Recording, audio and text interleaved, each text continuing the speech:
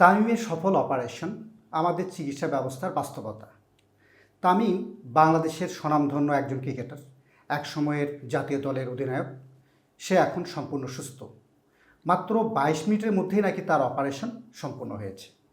ডাক্তাররা দক্ষ হাতে রিং পরিয়ে দিয়েছেন, আর সৃষ্টিকর্তার কৃপায় সে যেন নতুন একটা জীবন ফিরে পেয়েছে। কিন্তু একবার ভাবুন, সাভারের মতো একটি জায়গায়, একটি অখ্যাত হাসপাতালে, যেখানে এত দ্রুত এত সফল একটি অপারেশন সম্পন্ন হলো, এটা দারুণ একটা ব্যাপার না?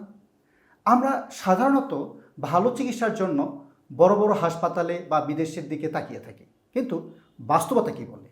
আমাদের দেশেও আছে দক্ষ ডাক্তার, আধুনিক হাসপাতাল, উন্নত চিকিৎসা ব্যবস্থা।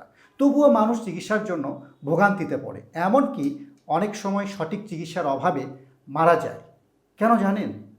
অনেকেই বলেন কারণ একটাই, সততার অভাব। অনেক হাসপাতালেই রুগীদের থেকে অপ্রয়োজনীয় টেস্ট করিয়ে, বাড়তি ওষুধ দিয়ে বা ভুল চিকিৎসা দিয়ে অর্থ উপার্জনের প্রবণতা দেখা যায়। এটা অনেকেই বলেন। অথচ যদি চিকিৎসা খাত সঠিকভাবে পরিচালিত হতো, তাহলে প্রতি বছর হাজার হাজার জীবন বাঁচানো সম্ভব হতো। তামিমের মতো আরও অনেক রোগী যথাযথ চিকিৎসা পেলে হয়তো নতুন জীবন ফিরে পেতে পারত। কিন্তু এই ব্যবস্থা কি আমরা নিশ্চিত করতে পেরেছি? চিকিৎসা মানুষের মৌলিক অধিকার, অথচ আজও সঠিক চিকিৎসা পেতে গেলে আমাদের দাঁড়ে দাঁড়ে ঘুরতে হয়। আমাদের চিকিৎসা ব্যবস্থার উন্নতির জন্য কি করা উচিত? আপনার মতামত কি?